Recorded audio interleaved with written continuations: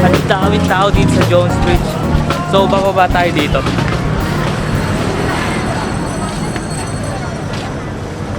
Eto na. Grabe, ang daming tao. Sige, bago tayo pumunta doon sa main attraction ng Pasig River Esplanade, pupunta muna tayo dito sa dito sa may ilalim ng tunnel, dito sa Jones Bridge. So, punta tayo dito sa ilalim.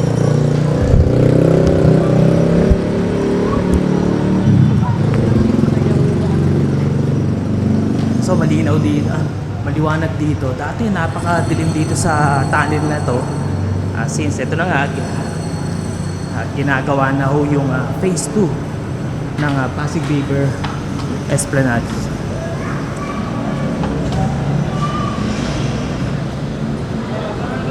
Ayun, kaway-kaway, boss. Gar, na-vlog tayo, Gar. Okay, so ito na.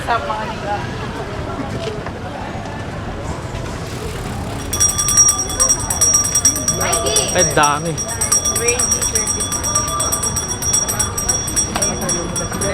Yan. So weekends ngayon mga kabiyahe. So Sabado ngayon, expect na natin na maraming tao na papasyalo dito sa Pasig River Esplanade. So as you can see, ito nasa likod natin yung Jones Bridge. So ito yung phase 1 na natapos na. Almost 500 meters tong haba na to. Yung phase 2, ito sa kabila. So ayan yung phase 2. So ito yung phase 1. So maglalakad tayo ngayon dito sa phase 1.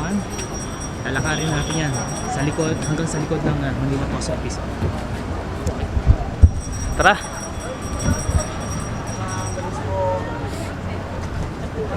Daming tao.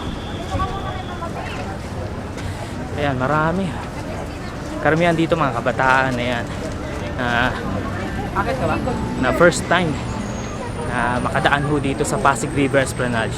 So matatandaan ho natin, nabuksan ho ito last January 17 sa pangunguna ng ating mahal na Pangulong Ferdinand Bongbong Marcos Jr.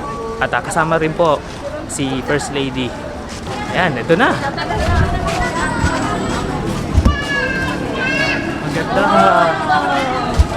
Yan, dati maraming bahay dito eh. Yung mga kababayan natin na nakatira ho dito, yung mga tinatawag na illegal settlers. So marami ho dyan, maraming bahay dyan. So ito, walkway ho to. Bukod sa mga kababayan po natin na naglalakad ho dito, pet friendly ho din ho itong lugar na to. At yung mga bikers o yung mga nagbibisikleta, yan, pwede ho pumunta ho dito. Ang dami.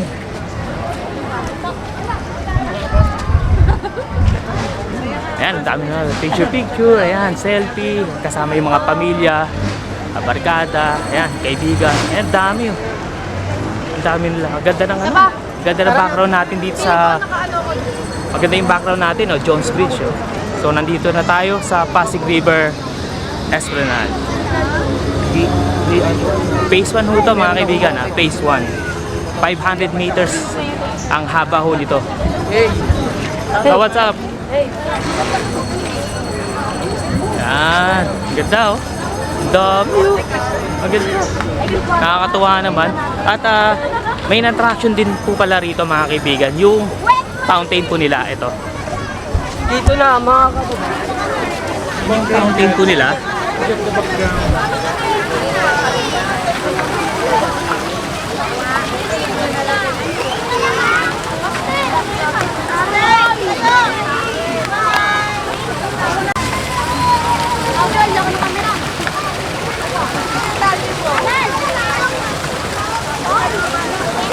At dami, hindi lugang karayom sa dami ng tao.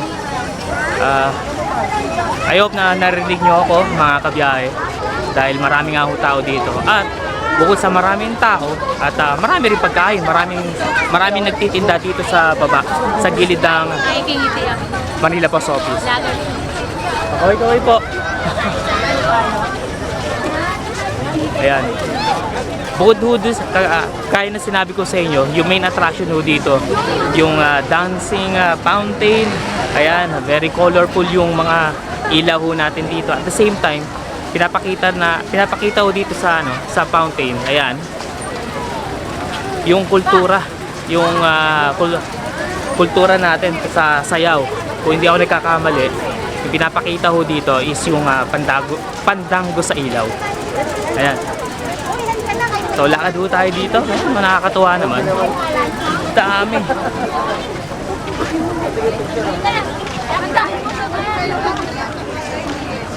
Ayan.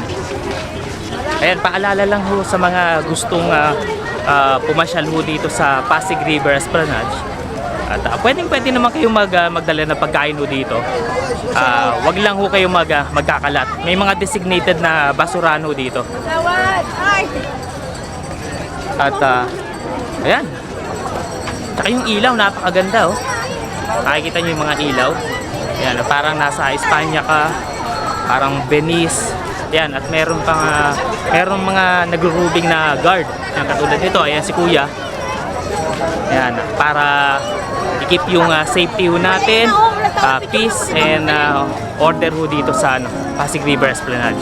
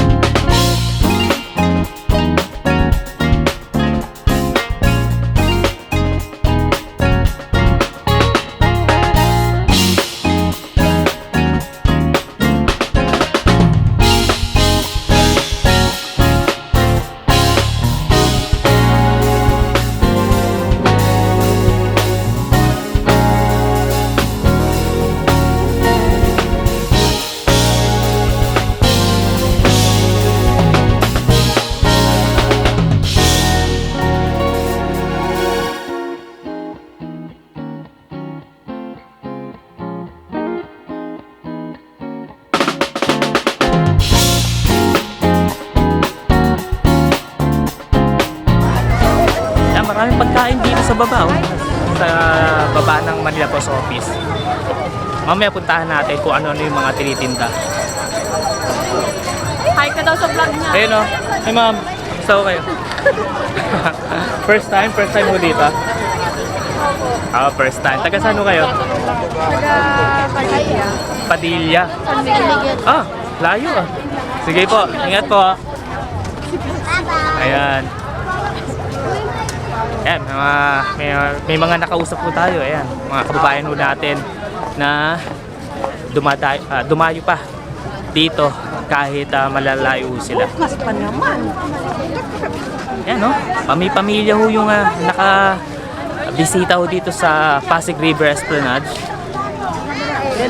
Tsaka ang good thing nito, bukod doon sa dancing fountain natin at tsaka yung mga pailaw, is ang ganda, open space, malaya ho tayo nakakapaglakad, may mga halaman at puno, at ang ganda. As you can see, ayun no, yung background natin napakaganda. Pinapakita dito sa fountain natin dito is yung kultura sa pagsasayaw. Ito yung pandango sa ilaw. Ayan, nabubulol ako kasi sobrang nakaka-excite ho dito maglakad ho dito sa Pasig River Esplanade. Kasi mga kaibigan, kung nakasubaybay ko kayo dito sa akin channel, is pinicture ko na rin ho ito, kung hindi ako nagkakamali, is 2021. Ano pa lang ho ito, bakante pa. Napakadumi ho itong lugar na ito dito sa likod ng Manila Post Office. At ngayon, napakaganda na. At bike friendly ho ito, pati po yung mga PWD, may mga bike ramp at saka yung mga wheelchair ramp nandito. At hindi ho kayo mahihirapan. Katulad nito, ito papakita ko sa inyo.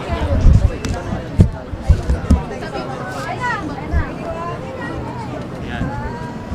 So meron tayong hagdanan dito. So ito yung bike ramp at saka PWD ramp.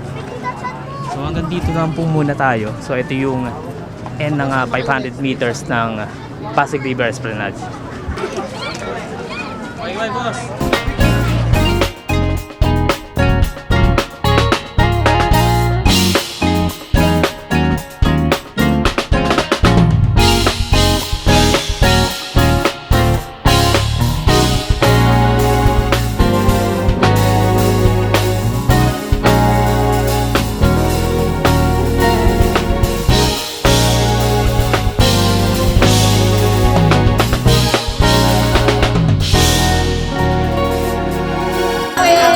So dito, parang ito yung parang main entrance po ng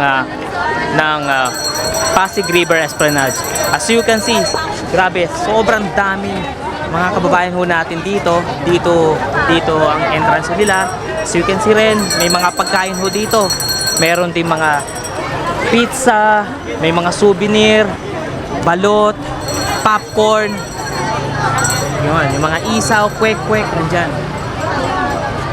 Dami. Grabe. Saka syempre may mga balloons. Ayan, no? Nakakatuwa. Yun, ha? Ang kulit, ah. Ang kulit naman yun, ang ganda, oh. Rubber ducky na nilalagay sa ulo. Kaya magkano yan, kuya? Kuya, magkano yan? 100. Magkano to? 100. 100. So, ito yung rubber ducky sa ulo. Magkano? 35 po. 100, tas ito 35. Yung nilalagay sa ulo. Ayan, ganda. Ayan, ha. Sa mga gustong bumili ng mga ganitong lobo, ito, yung mga umiilaw, pati yung rubber ducky, hanapin nyo lang. Yan, si kuya. Ayan. Taga saan ho kayo? Taga saan kayo? Boss? Shoutout, boss. Kapataan, no? Ay, channel ba yan? Oo. Ano channel mo? Sarap magbiyahe vlog. Mine, 1, 2, 3 na sila. Ngayon, tingnan natin yung mga tinitindang mga pagkain ho dito. Ayan, ang dami. Nakakatuwa. Tara, tingnan natin yung mga pagkain na tinitinda rito sa Pasig River Esplanade. So, meron dito paluwa. Yan, pizza. Nandito. Yan, souvenir. Pwede kayong magpalagay ng names. Ayan. Marami rito. Ayan, nagtitinda ng ice cream, water. Ayan.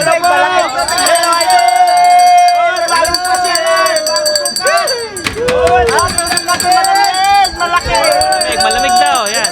Tama-tama yung mga water natin dito. Malamig. Ayan. Sa mga napapagod. Ayan. Meron din tayo mga mangga. Ayan, mais, ice cream, syempre. Tsaka yun, may pusit. Ay po. Ayan. At kapansin-pansin din, may mga kapulisan ho dito. Tsaka yung mga barangay patrol na nagbabantay. Ayan, oh, popcorn, nandyan. Popcorn. So, nandito na tayo sa gilid ng ng Manila Post Office. So, tara, dito tayo, akyat ho tayo dito sa isa pang akyatan ho dito. Kagaya ng sinabi ko nga ho sa inyo, is PW friendly ho to. Kaya hindi mahihirapan yung mga kababayan po natin, mga seniors po natin na hindi kayang umakyat sa danan. Mayroong mga dedicated na ramp po dito. Ay po. Ayan, dami. So, ito yung hagdanan po. Ano kayo PW din? Oh, bili na kayo! Bili na kayo! Bili na kayo! Ito yung akyatan. So, bumalik po tayo kung saan po tayo nagbulak. Madaan? Ano? Wala. Nakadito. Dito. Oo, Ang daming tao.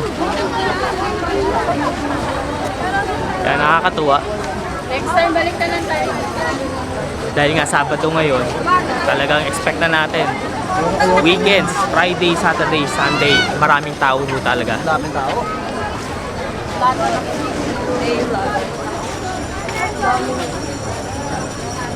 Ayan, so dito tayo nang galing sa ilalim ng Jones Bridge. Kagaya ng sinabi ko sa inyo, this is a 500 meters yung haba nitong first phase, phase 1 ng Pasig River Esplanade. Yung phase 2, ongoing na po yan doon sa kabilang side, yung papuntang Intramuros na. At kung hindi ako nagkakamali mga kaibigan, itong ginawa ng government po natin, national government, is kung hindi ako nagkakamali, is 25 kilometers ang haba nito hanggang Laguna de Bay, yung gagawing proyekto rito. Talagang papagandahin yung esplanade, lalagyan ng mga esplanade yung bawat gilid ng Pasig River hanggang Laguna de Bay. At parang nakikita-kita ko nga parang alam niyo yung alam niyo po yung Iloilo Esplanade. Excuse po, and paano nagpipicture taking po sila kuya, sila ate, dami yun, yung Iloilo Esplanade. Napakaganda po yun. Hopefully ganun din ang mangyari po dito, ganun kaganda at kalawak na esplanade ang makikita natin in the near future.